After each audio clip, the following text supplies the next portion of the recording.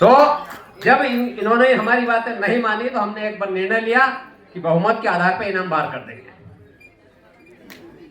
यदि पोस्ट लेके ही बैठना है सिर्फ नाम के लिए, तो हम पोस्ट देने के लिए नहीं है। पिछले 5 सालों में क्या किया हमने देखा। हम सिर्फ और सिर्फ समाज के उत्थान के लिए बात करने आए हैं, और इसलिए पिछले 30 तारीख 1 अप्रैल को अपनी बैठक हुई थी। उस दिन भी हमने ये कहा था कि आज के बाद हम किसी अखिल या अखंड की मीटिंग में नहीं आएंगे। उन्होंने फिर एक मैसेज हमें दिया कि 18 तारीख को हम मीटिंग कर रहे हैं, 14 तारीख को मीटिंग कर रहे हैं, आप आइए। हमने उन्हें स्पष्ट कह दिया कि किसी अखंड या अखिल की आप बैठक में नहीं आएंगे।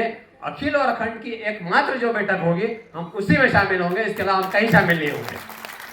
साथियों, हमें इस बात को सोचना पड़ेगा कि आखिर कब तक हम ये अखिल अखंड के चक्कर में पड़े रहेंगे। ये अखिल अखंड का चक्कर शुरू भी हमने ही किया था, ये भी हम मानते हैं। वास्तविकता भी यही है कि शुरू भी हमने किया था। इस गलती को भी हम स्वीकार कर सकते हैं, लेकिन उसका फायदा ये हुआ कि जो अखिल ठंडा पड़ा हुआ था वो जागृत हुआ, और हम अखिल अखंड वाले अखिल के साथ मिल गए। आज की तारीख में भी जो यहाँ मैं देख रहा हूं, अखंड के हाथ में ही सब कुछ है। ये देख लेना आप, ये जो सब कुछ चल रहा है ये अखंड के हाथ में ही है।